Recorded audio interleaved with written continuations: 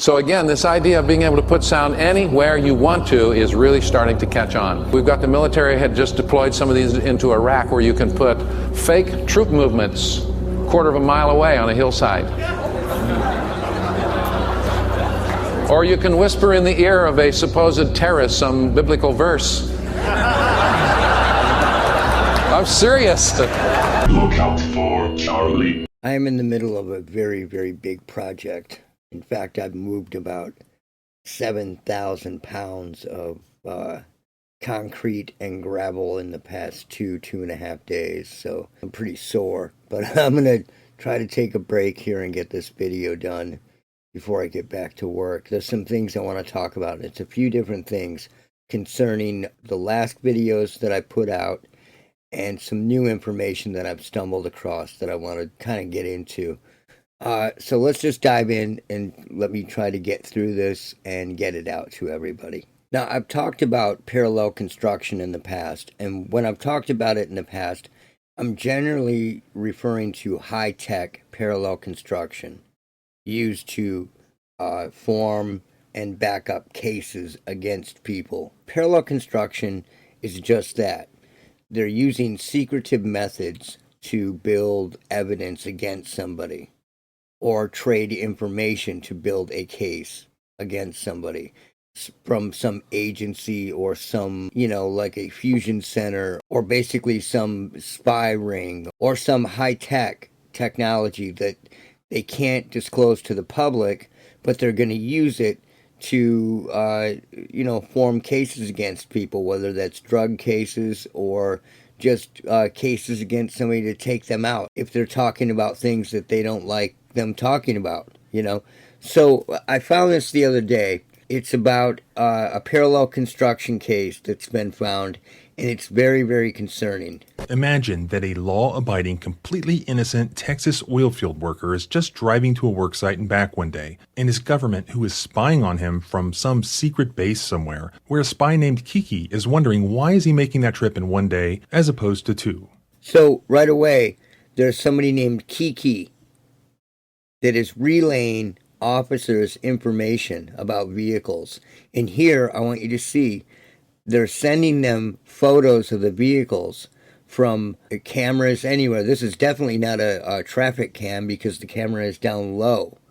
So they have access to all these cameras, whether it's an ATM camera, gas station camera. That is very low. It's like level with the car. It's very hard to see, but it's level with the car.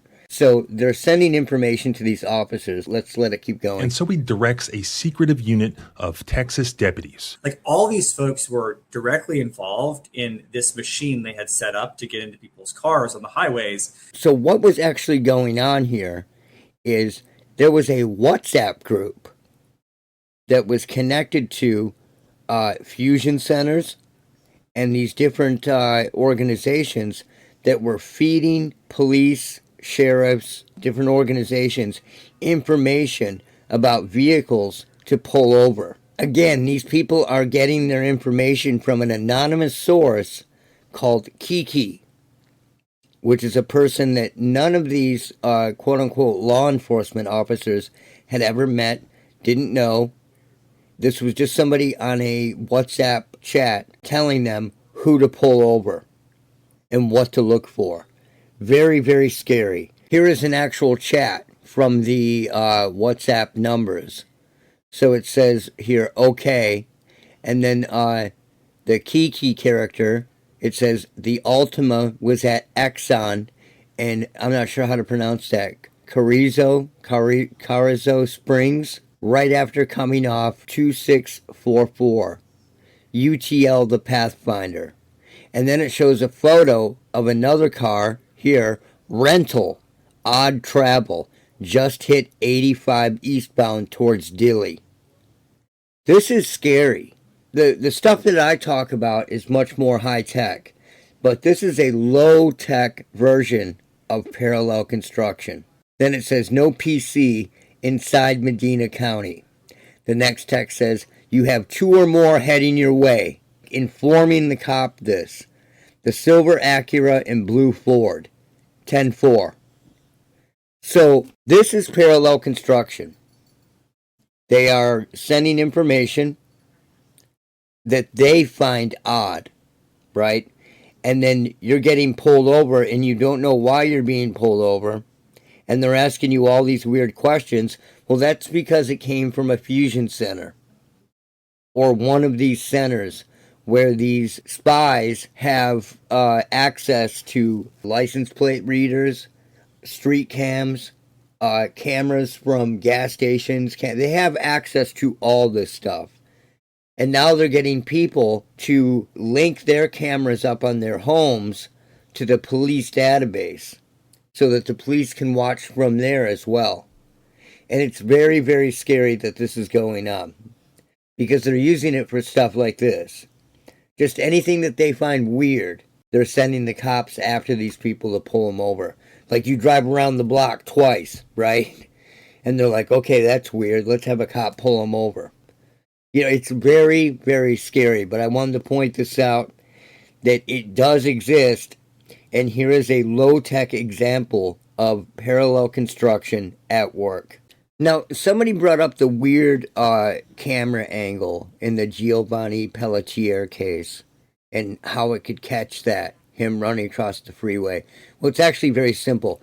This is from the freeway area right here, from where the camera caught it. So he would be back here behind the camera angle, running down the hill. Right there, that blue roof up here, that's the top of Lowe's. And the camera is pointed in this direction and caught him running from like 400 and some feet away. That's not hard to catch. The reason why it was so hard to see and so grainy is because they had to zoom in so far to see it, right? And someone sent a message saying that these voices don't tell people that they're demons and that this was paranormal or schizo or some shit. The part that I remember clearly is these voices don't tell people that they are demons, and that is absolute bullshit. These voices convince people of all kinds of irrational sounding things that become rational to the person experiencing it because of the bewilderment and the shock and awe, and because they are experiencing something that seems impossible, because the average person is so behind on technology and what has actually been possible for a long, long time. In fact, it's one of the main reasons that this technology is so closely guarded. They convince people that they are in communication with God, the devil, angels, demons, etc. And then they convince people that they are related to Hitler. I hear that all the time. You're the great-grandson of Hitler, blah, blah, blah, blah. They convince them that they are Jesus and other alleged schizo narratives. So, of course, they can convince people and do convince people that they are demons. They also convince these people that they are Nephilim, half angel, the devil, and yes, even demons. They tell people that they are capable of communicating with these people due to this factor, like saying, we can talk to you because you're a demon and you have demon blood in you, and that's why we were able to communicate with you. That kind of shit. And again, what is happening to these people is so unbelievable and inescapable that they eventually begin to believe these things because they seem so impossible. And they're generally using one of two general scripts to get them to do crazy shit. They can get people to do things that they wouldn't normally do. Dave Paulides talked about in one of his recent videos, is it so enticing, or whatever word he said, provocative, that they just have to do it. But that's not the case. These methods are actually very simple. You know, it can be a command from God that must be done, either to prove their loyalty to God or to stop some form of impending doom. Like the story of Herbert Mullen, who killed people to stop a catastrophic earthquake because he was a Christian, or the case of the quote-unquote schizo girl in Indiana who is being told that bad things are going to happen in Zionsville. Right. The second way is to weaponize somebody's survival instinct against themselves. I've made lots of videos on this, like convincing them that family members, neighbors, co-workers, or simply people around them are planning to kill them. That's a big one. Big one. And by creating sounds like conversations going on in their vicinity, this is actually very easy to do. This is Mind Control 101, which is really just mind manipulation. You're just weaponizing somebody's survival instinct against themselves so that they will do something stupid and end up put in jail or in a mental institution or whatever. Now, before I get out of here, I want to talk about how the mental health narrative is crumbling. And it really is crumbling. I've explained to you over and over since this channel's inception that this audio that I have recorded and proven, and again, I don't hear this, I have been working on proving that it is in ambient noise and follows ambient noise. And I've said this for years, over a decade now. It rides on refrigerator motors, you can hear it through, a fan, an air conditioner, road noise, a vacuum cleaner, anything that makes noise. These voices will auto gain on them. And I'm going to show you examples of that from an older video. But here, in this interview that a friend of mine sent me to check out, they're telling you that medication works. It totally works until you're near an air conditioner or an appliance, and then suddenly your medication doesn't work anymore. What does that tell you? It tells you that there is something at work here. So when you get closer and closer and research these mental health narratives, they completely fall apart.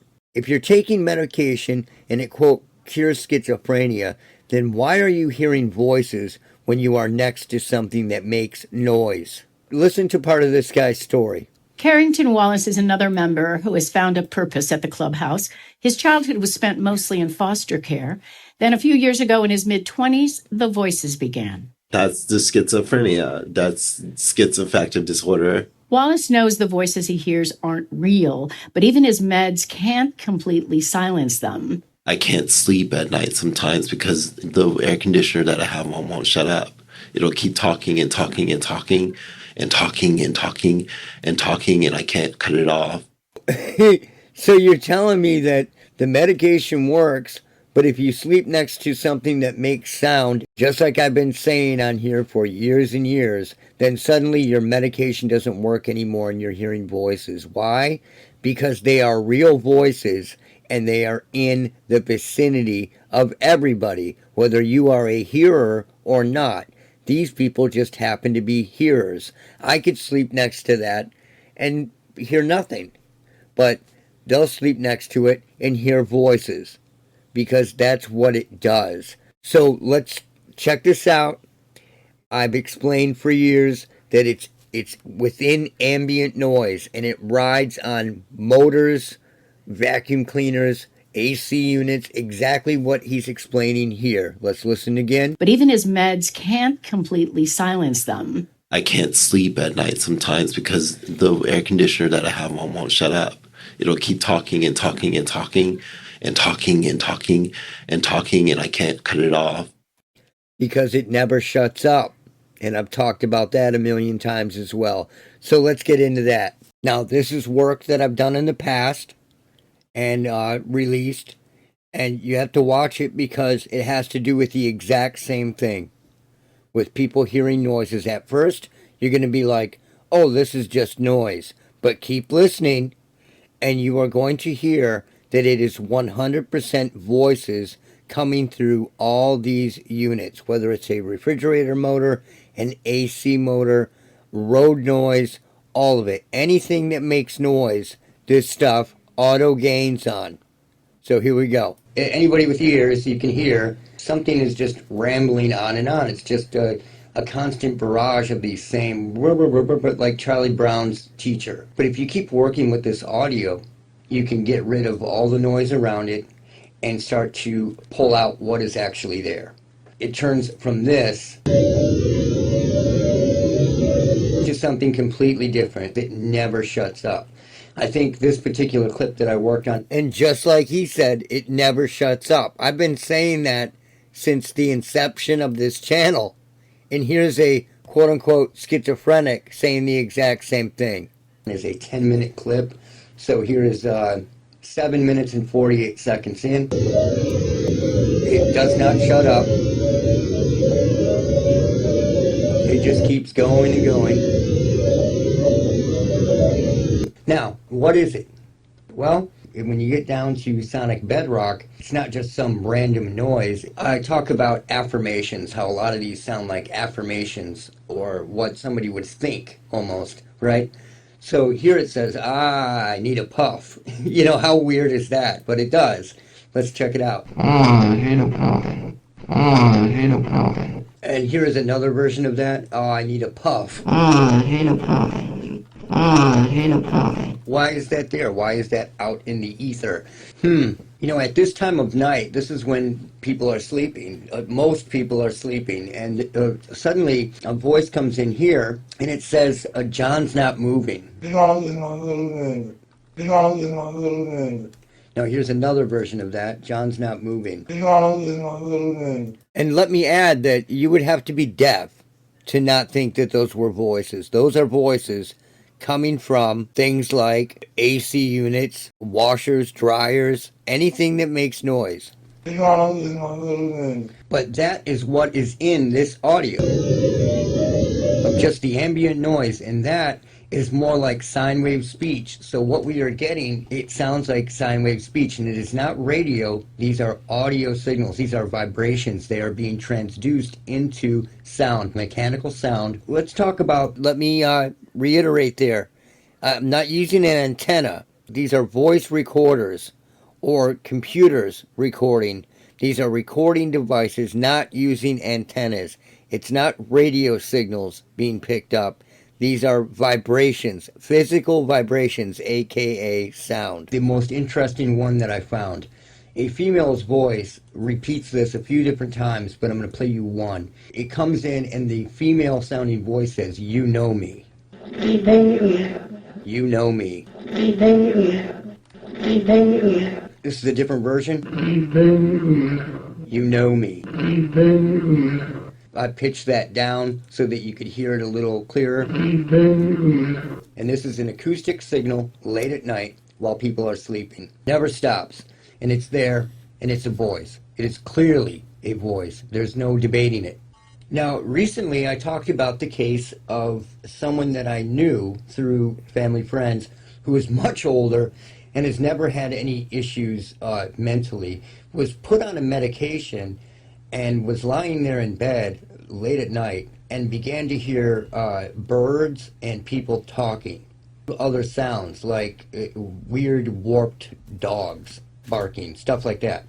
Very weird shit. Now, as soon as they quit taking the medication that they were put on, it went away and they wouldn't take it anymore. They refused to take it.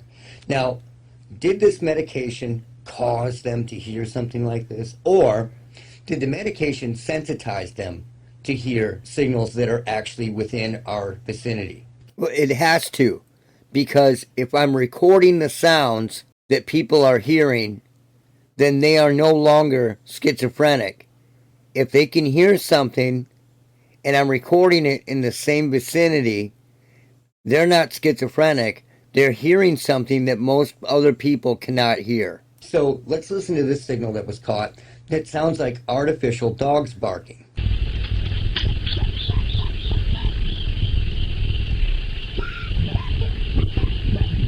Now, if you didn't know any better, if you heard that in the night in the distance, you would think it was like a chihuahua or some small dog yipping. So let's listen to it again.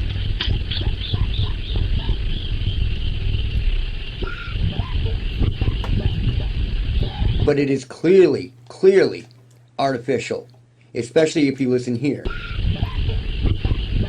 Those are just pulses causing that to sound like a dog barking.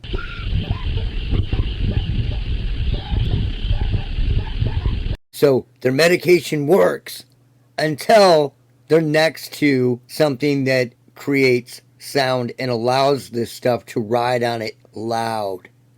When it rides on it loud, suddenly their medication doesn't work at all and they're hearing voices again, proving that it is not what they say it is.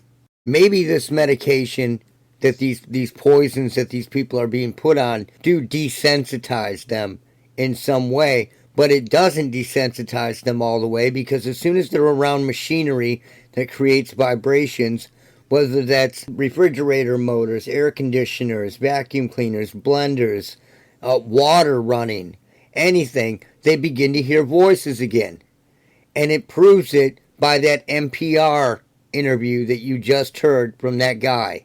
Wallace knows the voices he hears aren't real, but even his meds can't completely silence them. I can't sleep at night sometimes because the air conditioner that I have on won't shut up.